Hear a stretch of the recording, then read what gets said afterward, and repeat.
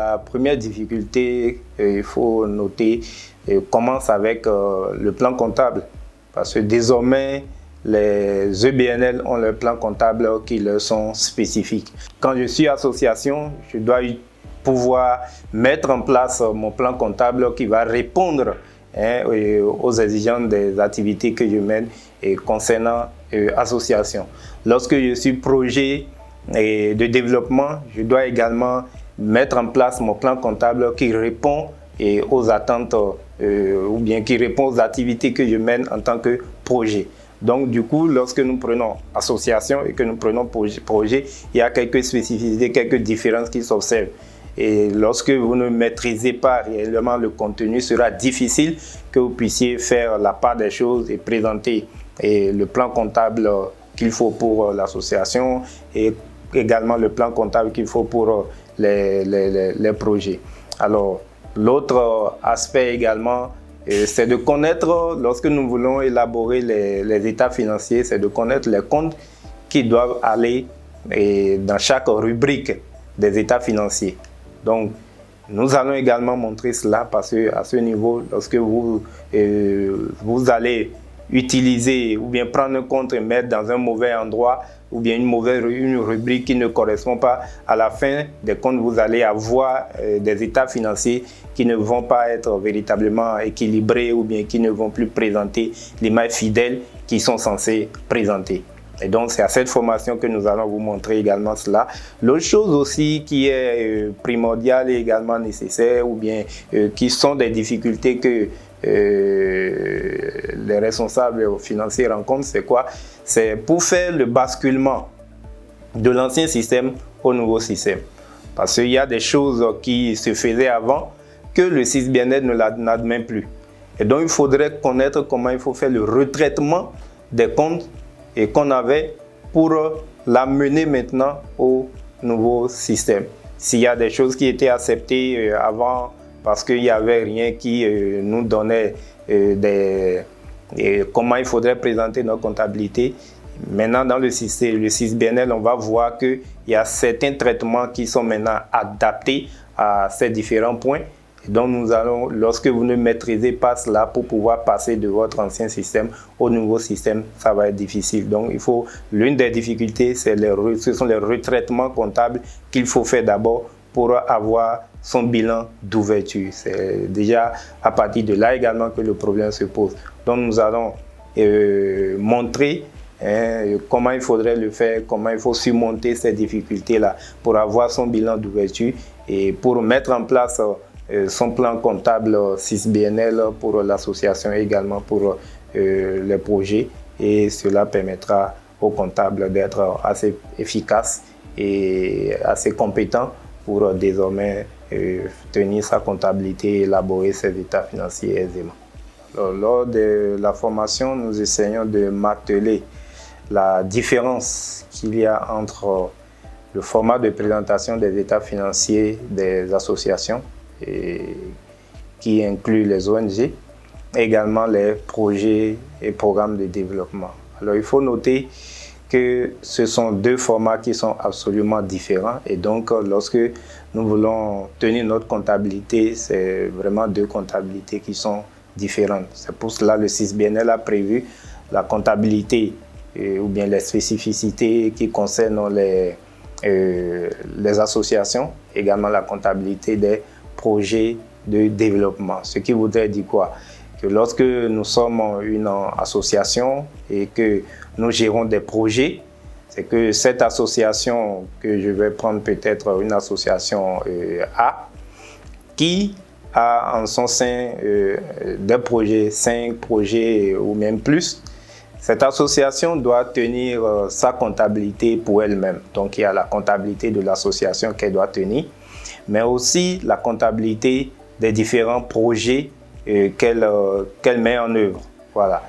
Et donc, ce qui voudrait dire qu'en fin de période, elle doit établir ses états financiers pour son propre compte, donc pour l'association A, puisqu'il y a ces formats qui sont bien définis.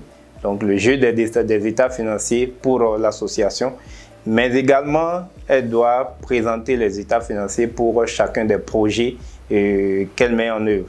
Donc pour tous ces 5 projets, pour l'exemple que nous avons pris tout à l'heure, elle doit pouvoir présenter les états financiers pour chacun d'eux.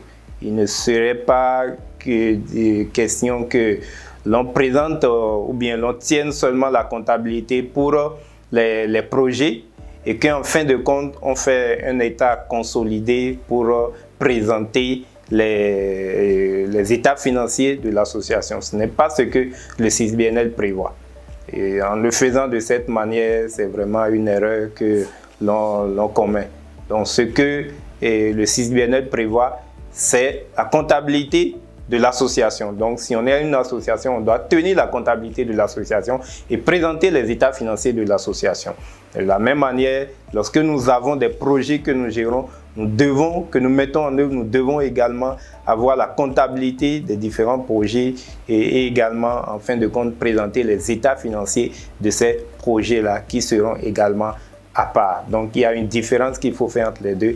Et le plus souvent, lors des formations, il y a cette problématique qui est souvent soulevée par les participants. Donc, nous essayons de leur expliquer la différence qu'il doit avoir entre les deux et le fait de ne pas combiner juste la comptabilité ou les balances des projets pour venir faire les états financiers ou bien pour venir faire un état financier consolidé pour l'association en question.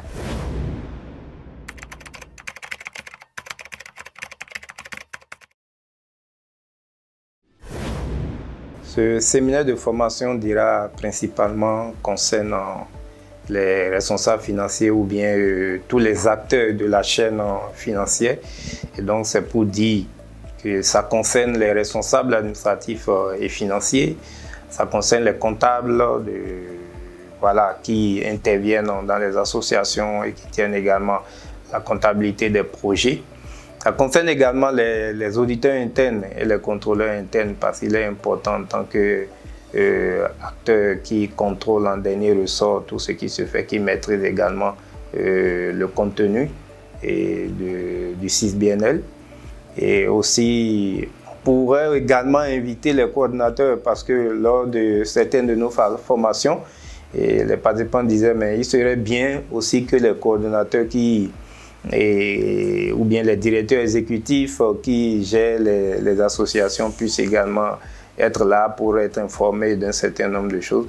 Donc si le temps le permet, ils peuvent également venir prendre part pour être informés des changements qu'apporte désormais le CISBNL à la manière de tenir la comptabilité des associations ou des projets qu'il gère. Alors nous allons demander aux acteurs concernés par cette formation de véritablement s'inscrire et le plus rapidement possible pour montrer déjà leur intérêt à cette formation. Et ce sera, comme je le disais, une formation assez pratique. Ça ne va pas s'étaler sur de la théorie, mais nous irons véritablement dans les aspects pratiques pour leur permettre de bien cerner le système. Donc nous les appelons à déjà commencer à s'inscrire massivement et ils ne seront pas déçus de cette formation. Et aussi, nous allons aussi leur présenter une solution, notamment une solution qui sera en ligne, qui leur permettra de présenter ou bien de faire leurs états financiers en un temps assez record, 15 minutes, pourrait leur permettre de pouvoir élaborer leurs états financiers. Et le système leur permettra aussi de voir déjà s'il y a des incohérences. Le système va les faire ressortir. S'il y a des soldes qui sont anormaux ou bien des comptes qui ne sont pas des comptes du CISBNL, le système va les faire ressortir pour leur permettre de les corriger dans leur système et puis de ramener. Et eux-mêmes, ils sauront que voilà, à tel niveau, il y a un problème et il faut les corriger. Et quand c'est ainsi, c'est qu'ils ont la maîtrise parfaite du CISBNL. Et également, les états financiers qui sont élaborés sont des états financiers qui répondent aux exigences du CISBNL. Et puis voilà, ils seront également satisfaits d'avoir suivi cette formation. Donc, nous les invitons à venir, à prendre part à cette formation et ils auront tout ce package-là pour une meilleure exploitation.